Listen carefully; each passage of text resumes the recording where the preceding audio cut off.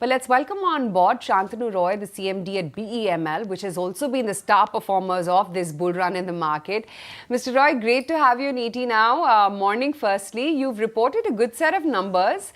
Revenue for FY24 was about 10%, but that's been below the guidance, right? Going forward, what kind of revenue growth are you targeting and what factors do you think will drive the growth for you? Good morning. The revenue growth has been below the guidance, but that is not a matter of much concern for us.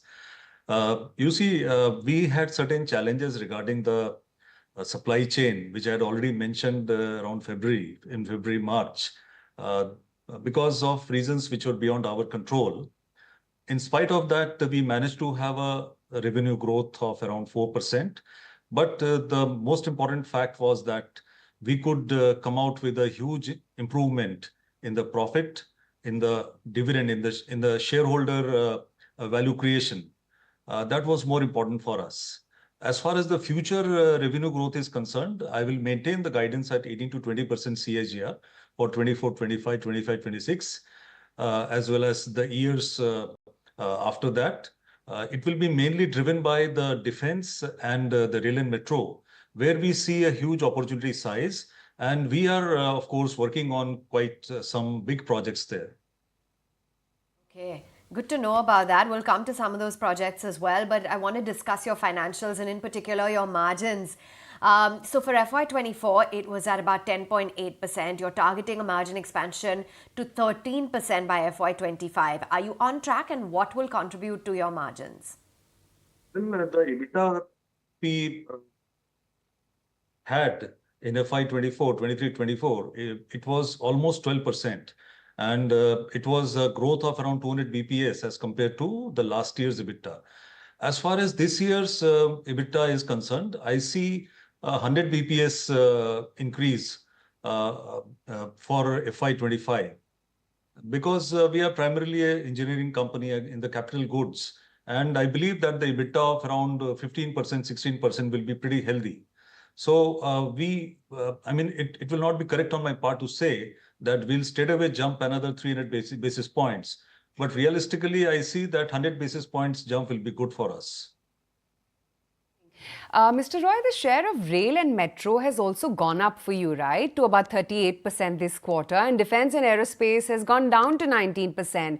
How is it that you expect this level to sustain going forward? And which segments do you think present a larger opportunity going forward?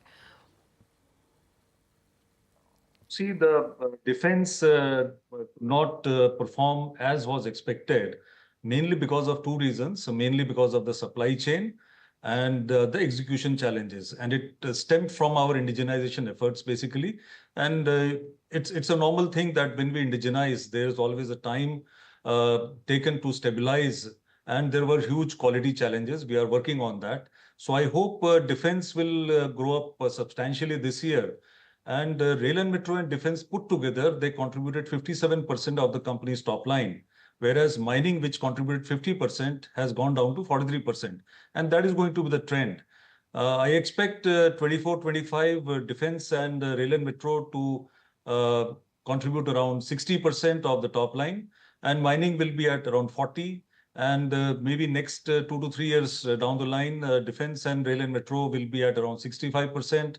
And mining will be at around 35%, even though in absolute terms, all three of them will grow. With perspective to your individual segmental performance as well. And, you've also spoken about the order book, the total order book at about 28 to 30,000 crores in FY25, which implies an inflow worth, of a 2x jump year on year. Are you confident that you will see these kind of inflows? Will they pick up from Q1 itself? Are you on track for this order book target that you set out? There's a lot of questions, But one thing I can say that from Q1, it cannot pick up. The inflow will not happen in Q1, but I can see that from Q2 onwards, it will definitely pick up. If you look at the opportunity size, we have around 58,000 crore in the rail and metro. We have around 6,000 crore in the defense and mining. And this year, I see an opportunity size of around 3,000 crore, which also includes the construction, where we are having a visibility of around 1,000 crores. If we look at a hit rate or a win probability of 50% in defense and rail and metro, and win probability of 80% in mining construction, the band of 20,000 crore to 30,000 crore is can definitely be a possibility.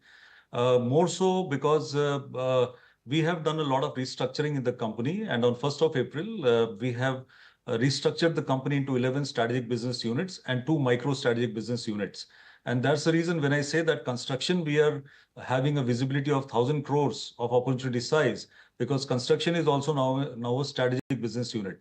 So I believe with the restructuring of the company, with the sectors that we are in, and with the focus and with the growth opportunities, definitely order book of 20,000 to 30,000 crore is a possibility. This kind of expansion and visibility, Mr. Roy, what kind of capex and R&D spends have you outlined at your end? The R&D, there is an increase, incremental increase in R&D for 24, but in 25, we look at increase of at least 40% in the R&D spends. As far as the capex is concerned, the capex that the board has approved to be infused this year is around 8 to 9% of our last year's revenue. And this capex is basically aimed to enhance our capabilities in the engine power pack for the defense, armored as well as high mobility vehicle, as well as enhancing our capacity for the rail and metro, standard gauge as well as broad gauge.